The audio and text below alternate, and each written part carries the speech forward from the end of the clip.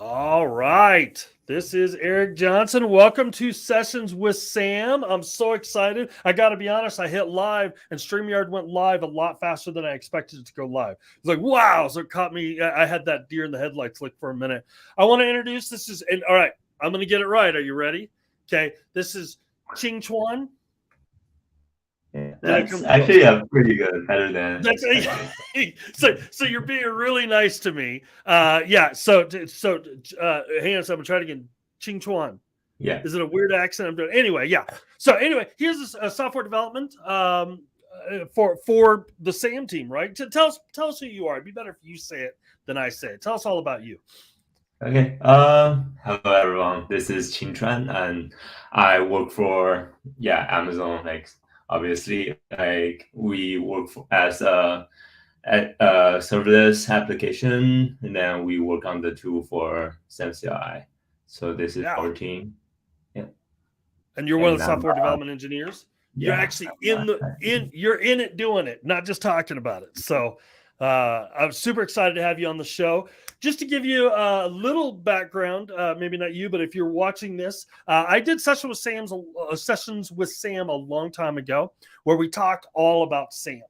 But in reality, folks use a lot of different tools to build serverless applications. That's where we're at, is we're building serverless applications.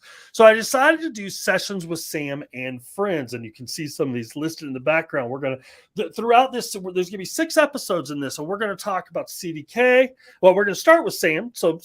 So our first session, we're going to talk about SAM and what's new with SAM, and Qingchuan is going to be demonstrating that, and I'm going to be slaughtering his name all through this. I'm really working on it. I want you to know that. So, and then we're going to talk about CDK. We're going to talk about Amped. Jeremy Daly is going to be joining us there. Like I said, CDK, Matt Bonig, and Evgeny, one of our actual project managers, is going to be joining us. We're going to hear from Winglang, the new product out by Elad. Who actually started CDK. Elad and Shai will be joining me for that. And then Anton Babenko is going to be joining us and talking about Terraform. So we got a lot of cool things coming up that we're going to be talking about. I hope you join us or you're watching this recorded. But like I said, we're going to start with Sam. We're going to talk about some of the new features we've got. And we're going to talk about mainly 2 today, right? We're going to talk about what are we going to talk on? What are you going to demonstrate? Sure. For this, we're going to show like 2 really cool commands. So one is for SAM list, which is a listing command that helps like local information gathering. And then the other one is so for SAM validate. This is a command that we already have. So now we support a lint option that supports CFN lint. Okay, that's very cool, and I'm going to get more into that in a minute. But I'm really excited about both these commands, and I'll tell you why as we climb in here. If you're not familiar with SAM, let me just tell you really quick. And I've got all kinds of presentations, and I'll put a link in a little bit where you can get it. But SAM is the serverless application model, and it comes in 2 parts. Now, if you've never seen me speak, you need to know that's any number I want it to be. That's one of the rules. So I may say 2 and hold up 1, but that's where it's at. I can do this. But it comes in 2 parts. One is what we call the transform or the templating, and that's where you actually describe your application. The second is what we call the CLI or SAM CLI, and that's more what we're going to be talking about today. Because this is where SAM gets really powerful for local development, for in the cloud development, for quick debugging and different things like that. So we're able to do a lot with the CLI, and again, your team builds that. And I've been talking about SAM forever. And the cool thing is, and again, what we're going to be talking about is SAM CLI works with some of the other infrastructure as code tools like CDK or Terraform, and we're working to work with some of the other ones as well. So keep an eye on that. We'll be talking about that in shows that are coming up. But all right, so I'm going to go ahead and share your screen, and we'll pull it up. And what's the first one you're going to be showing us? Sure. Actually, I think from a development sort of perspective, the most natural one would be validation first, right? So okay, all right. You're writing a template. So yeah, this is a yeah, this is my terminal screen, and then I'll be doing all my SAM commands on here. And then also I have a project spin up. It's a really simple, just a hello world project that everyone probably have already used who are familiar with SAM. It's generated from SAM init command.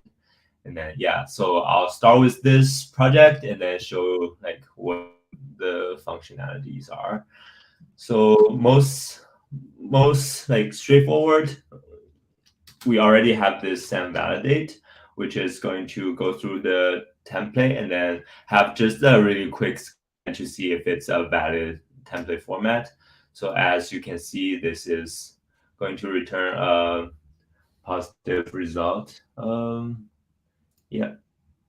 And then here, like as we already suggested, now we have a support for this lint, which is integrated with CFN lint. It's going to give more insights about like what CFN think is a good template and then like what's not. So Hey, now Qingchuan, I'm just I'm gonna interrupt you for 1 second. Are you on VPN by chance? No, not currently. Okay. We're getting some internet. You're getting some lag, but that's okay. You're doing fine. But I just wanted to make sure. So sorry. Please continue. I'm sorry to interrupt. Yeah, sorry. Yeah, it might be just lagging for a bit, but that's fine. I'll try.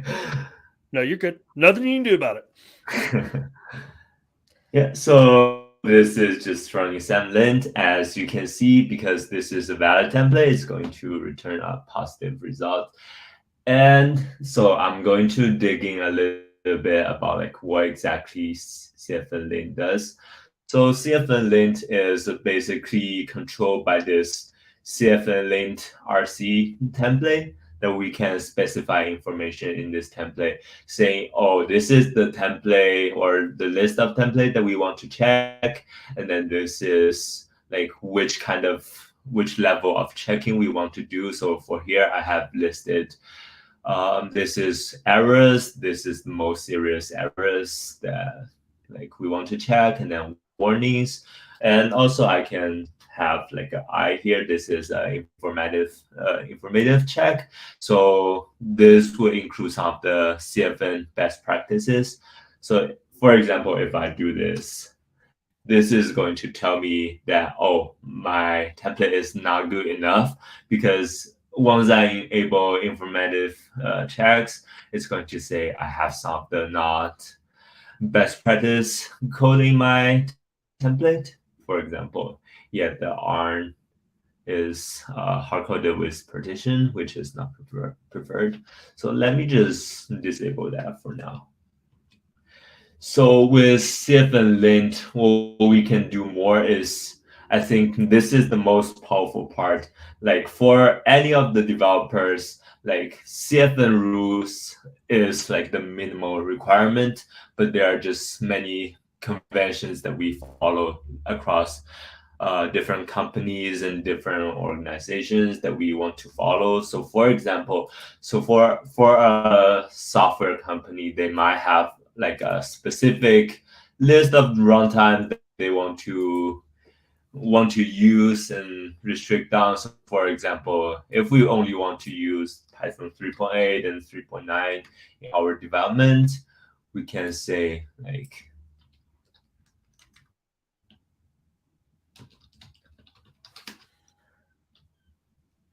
so for example, any runtime outside of 3.8 and 3.9 would be disallowed by this rule. So let's try this. So currently this is 3.9. So as you can see, this is going to turn out just fine. And then, but if I change this here, so I'm a pretty active 3.7 developer. So if I do this and then try validation again, you can see this is violating one of the custom rules I made, even though CFN lint doesn't complain about this. The custom rule tells me that the lint file failed because it's using a disallowed runtime.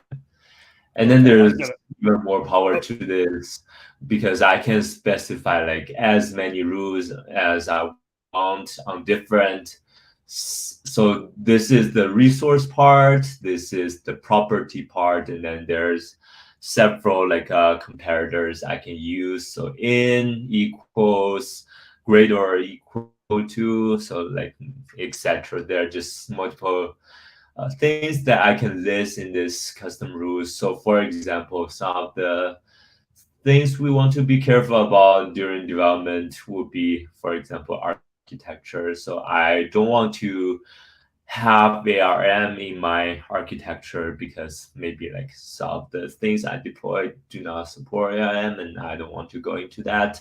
So I can specify an architecture rule here. So for example, if I change this to be ARM and then do the limit again. Yeah, so this is going to violate the architecture rule as well. So yeah, this is just a basic demonstration of like what kind of capabilities we have with custom rules. And then also you can change here for the information you want to print. So like if you think this is not serious as an error, you can change it to warn or information, and then you can customize also the information you want to print out. So this is overall a really cool feature for me, just not only with the freedom to specify which templates to include and exclude, and then like which checks to include and exclude, but also like I can make custom rules on the like which resources I want to like put restrictions on. So yeah, this is about it for SAM validate lint. Okay, so let's. Yeah, so I have a couple questions I want to first of all bring up here. So one, so if you're watching this, hopefully you're kind of catching the power of this, because what we're saying or what we're providing is the ability for enterprises. And that's one of the things is, all right, Eric, we're in an enterprise. How do we use SAM in an enterprise? How does it become helpful? And this is one of those places where it's really helpful, because you will, I know this because we work, I talk to enterprises all the time. You have these set of policies that you need to enforce. And often those are enforced at, the CI/CD level or the governance level, maybe through config, after deployment, and things like that. So sometimes it's after the fact requiring remediation. With this, we're enabling you to say before the fact, before we deploy. Right? So you can actually go in here and you can run this validate in your CI/CD process as well. So first thing I do, if it's as a developer, is as I'm building, when I'm ready to deploy, I'm going to run SAM validate with lint, and I'm going to run my custom lint. Yeah, exactly. You're picking that up. I think that's Michael out there, and it's Friday in Australia. They've been hassling me because I'm going to have to do this show at 5:30 in the morning when we're in Australia, but. This allows you to lock down before it ever leaves the developer's machine, lock in your enterprise policies, and it's custom. And I know you showed there's a couple of options on this, and I'm not going to put you on the spot, but I did, and I posted the documentation in this. But there's a couple of options when you're doing this. You can do the one-liner. Can you go back to the one-liner examples? Sure. Which one? The rules, the custom rules. There you go. No, go one more over to show the actual rules. Sorry. Sure. There you go. Yeah, there you go. So you can do these one-liners, and this will probably do a lot of it. But you can also do more. Like you can get into complex Python files that you can actually do a lot more and do some logic against this to do things as well. I was reading on that as we're building out. So we have the question, Cloud Surfer 22 asks, if you're using VS Code, would CFN lint extension catch it? Do these catch the same thing? Do you know? So you mean for what we catch on CFN lint versus on SAM? Yeah. So for each release, we are actually collecting a version of CFN lint. So that is exactly the same as like CFN lint that is out there. So currently, as you can see like in our SAM. So I'm going to quickly just introduce our like how we distribute SAM Yeah. product. So currently not only we're distributing to the older sort of platforms that we originally supported like Homebrew, but we are starting from like 2020, we started building our native installers. So now we have installers on Windows, Linux, and also Mac OS. So we are actually distributing SAMCLI as a whole, and then we are including our dependencies, our own. So yeah, how this is working is that we have a requirements file that we specify like which version of CFN lint we include in our releases. And then currently, I think it is up to date with the current released CFN version. So what you see here is going to be the same as you run CFN lint command, Okay. I would say.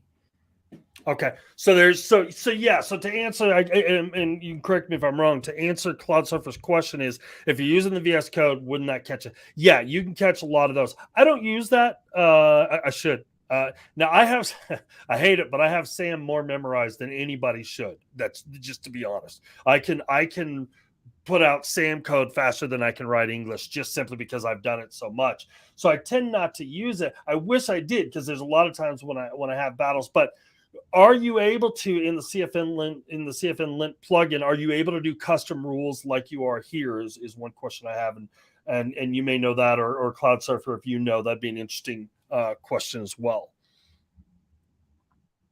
Is that something you know, Qingchuan? Yeah, I think custom rule.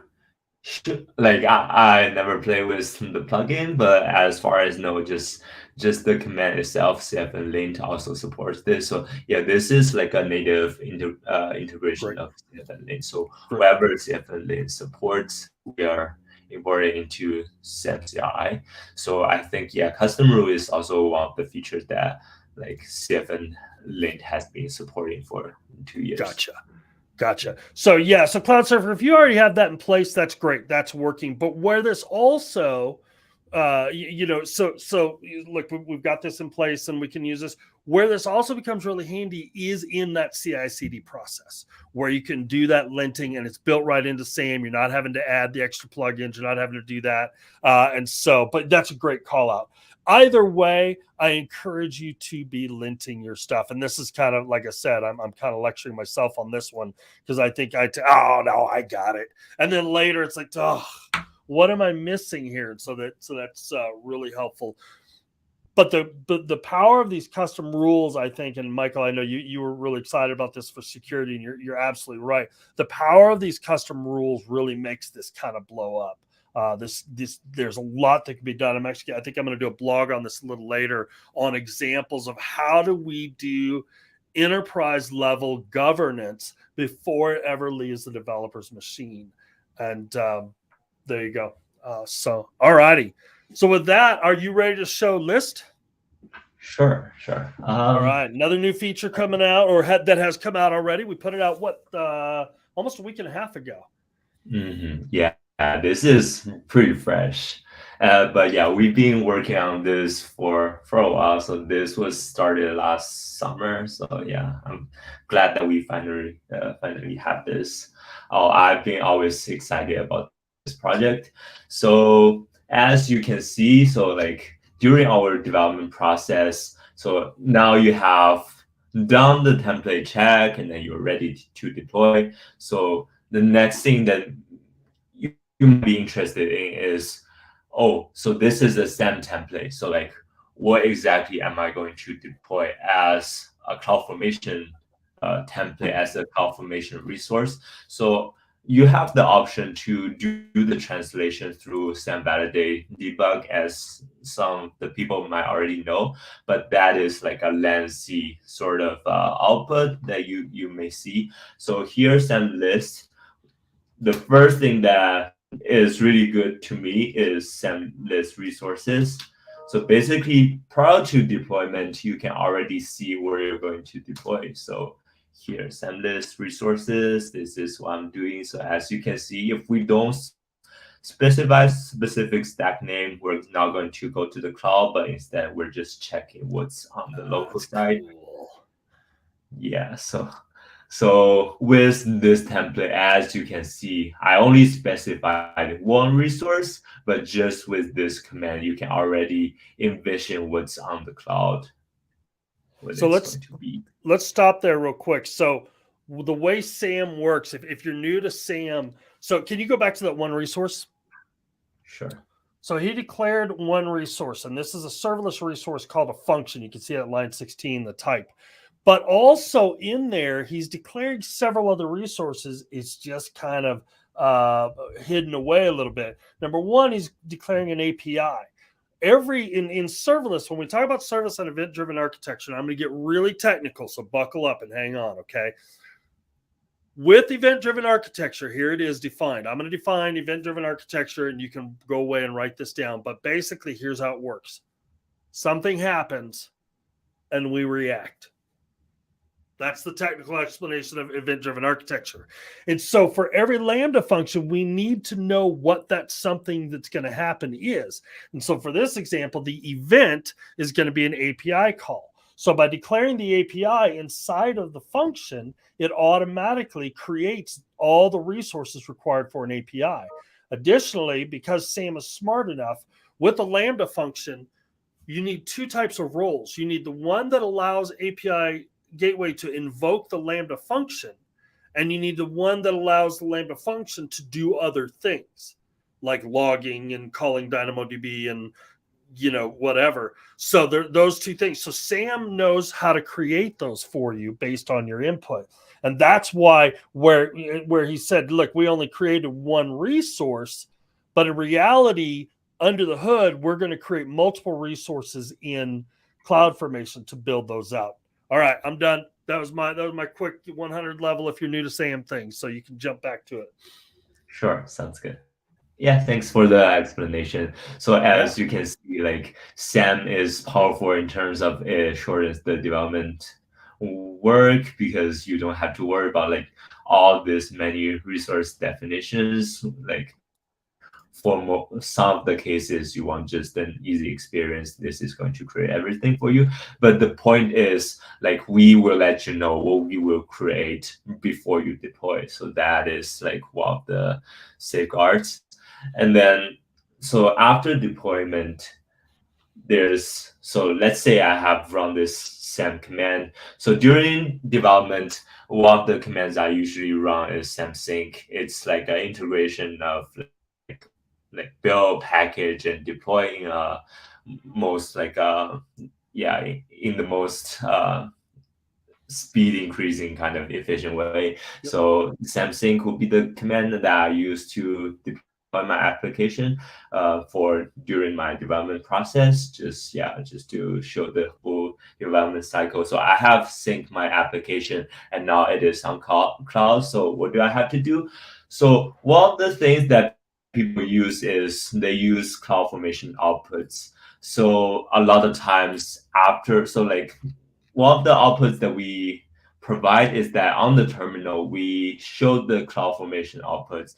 As some of the developers already know, like going back to this information, if you lose it after your deployment, is painful because you have to go onto the console and then try to find the CloudFormation outputs, and then it's just hard find. Scroll. I lose it all the time, and I've been known to take screen caps. Oh, what's that going to be? What's that going to do? So, all right. Yeah, we have a question coming in. I'm going to let you finish explaining, and then we have some questions coming in. So with SAMlist, actually, like you don't have to worry about losing the stack outputs anymore. So, for example, this is the stack name that I deployed, and then I just run this command, and then we are going to get this for you. So as you can see, this is exactly the same output as what we deployed, and then we have this for you. Okay, so here's the question we had, and then I have some things I want to talk about this because I'm really excited about this. But Hector Fernandez has said, if just a list of the resources or all the resources validated first for this. So, and I think I can answer this and correct me if I'm wrong, but so if it's the first one he did listed the resources locally, and I don't think we do any kind of validation before we list. We just say, hey, here's what we're going to create. So a good combination would be to say, hey, let's validate, and then I need to know the list of local resources we're going to make. However, the second list that he did, because it deployed, we know it was valid. So yeah, so there's probably a combination that you would want to do on that. Did I get? Oh, we have another one here. For folks who are new to infrastructure as code and beginning to learn, would you suggest AWS SAM with YAML and Python Lambda functions, or CDK and Python types?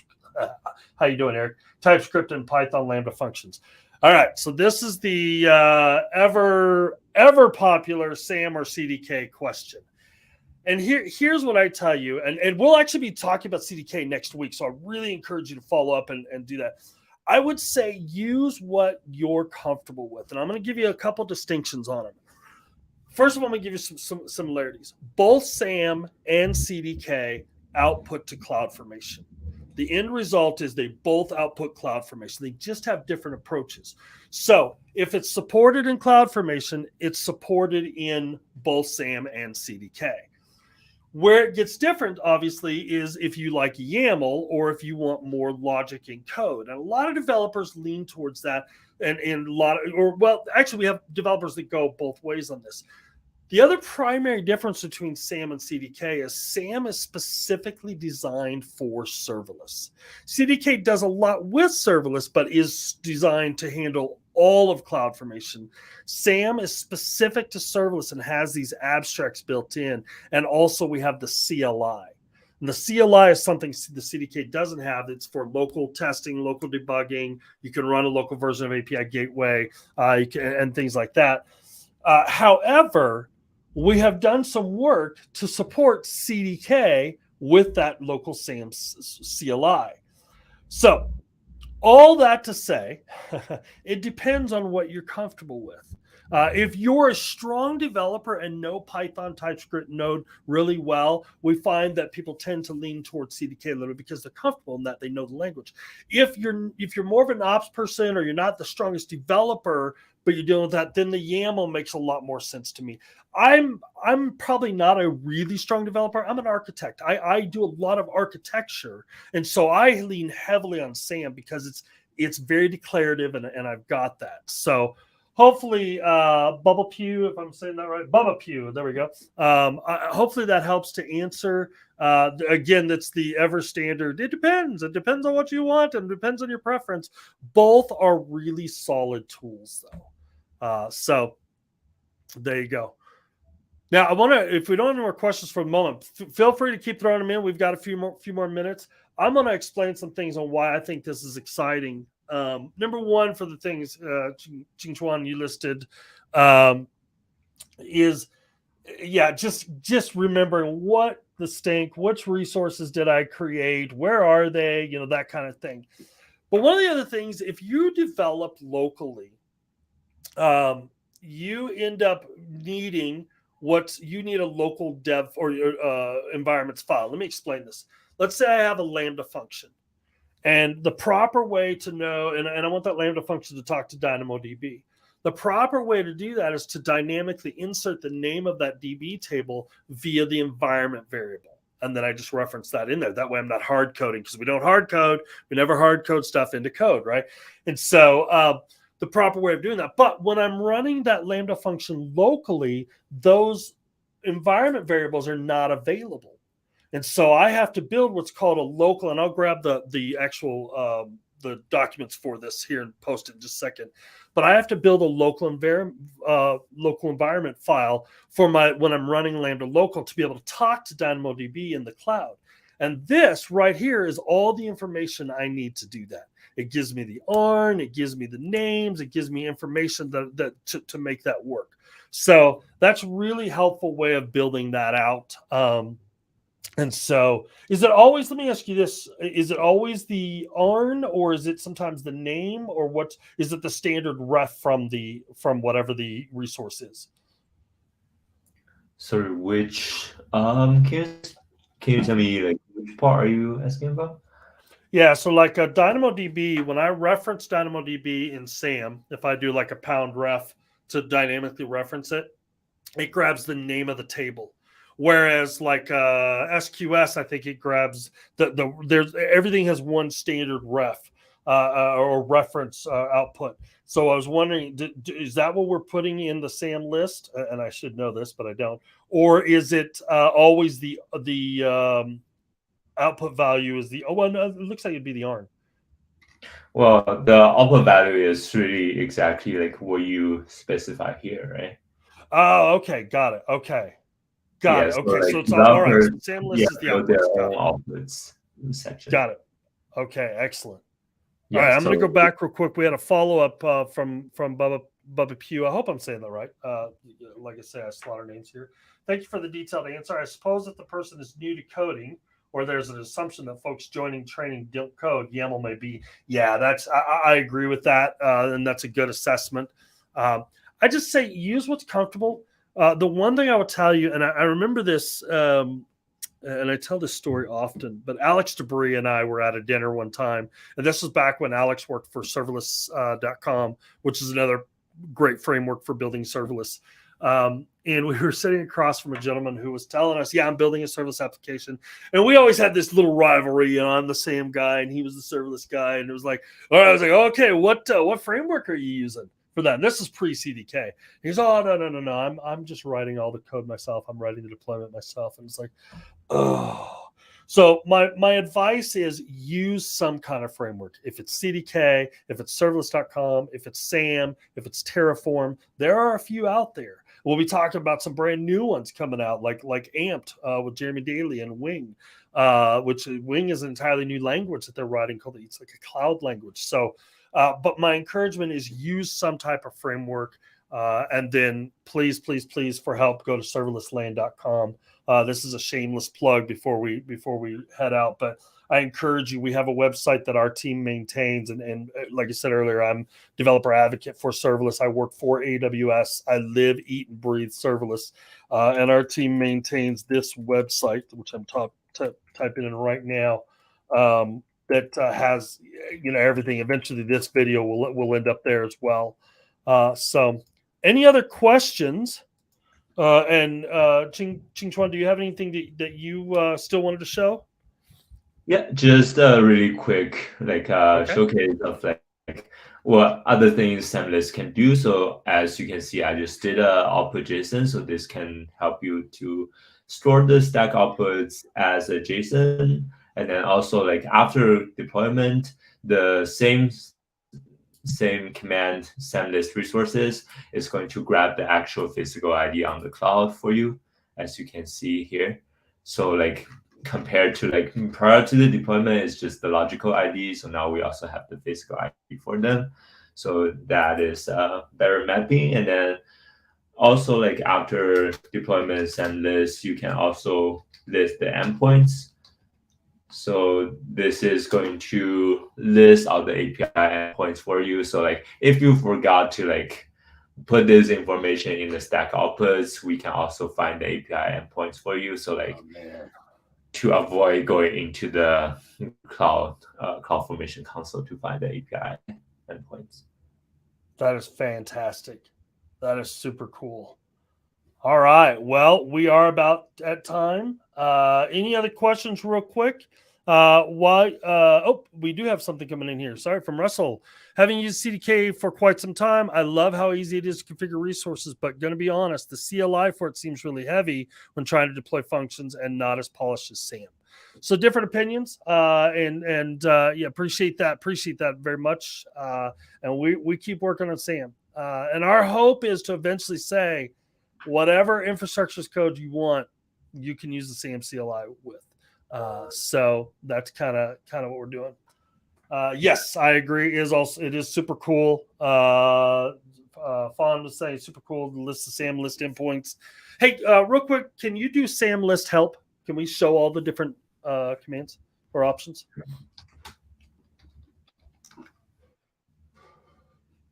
So yeah, those are all the commands that we support as SAMlist currently, but as always, we are open to feature requests and then expanding SAM list for like any useful information to output, yeah, we can always look at them. Okay. Beautiful. Beautiful. All right. Well, next week, for you CDK lovers, Matt Bonig is going to be joining me. If you're not familiar with Matt Bonig, he is actually one of the authors of the CDK book. He's a very good friend of mine. He knows, I can't even spell CDK. He can't. I mean, he knows it in and out. That's not true. I use CDK as well. I use SAM and CDK. But if you want to learn something, he's going to be talking about extending SAM with CDK and using SAM and CDK together rather than, I only do SAM or I only do CDK, and kind of this better together idea. So I encourage you to join us next week, same time, same place. And with that, Qingchuan, I really appreciate you putting up with me trying to say your name repeatedly and also joining me with this great information, putting this demo together. Anything you want to throw out? Any shameless plugs before we go? Yeah, I do have, just a really quick mention. So as I said, like this is a full development cycle. So like we have the sync, we have the list, and then now you have started deploying the application. So SAM has local testing support. So for local invoke, local star lambda, star API. And then next year, we're going to work on like even further on the local support for testing, and also furthermore, we're going to support more cloud testing. So like actual testing with the cloud. So that's our goal. Yeah. So everything. Do a little dance. I'm too old for that. But our goal. Yeah. Say that last part again. I was just talking right over you. Sorry. Yeah. I was saying that do everything with one CLI, like one screen would be our goal. Yeah.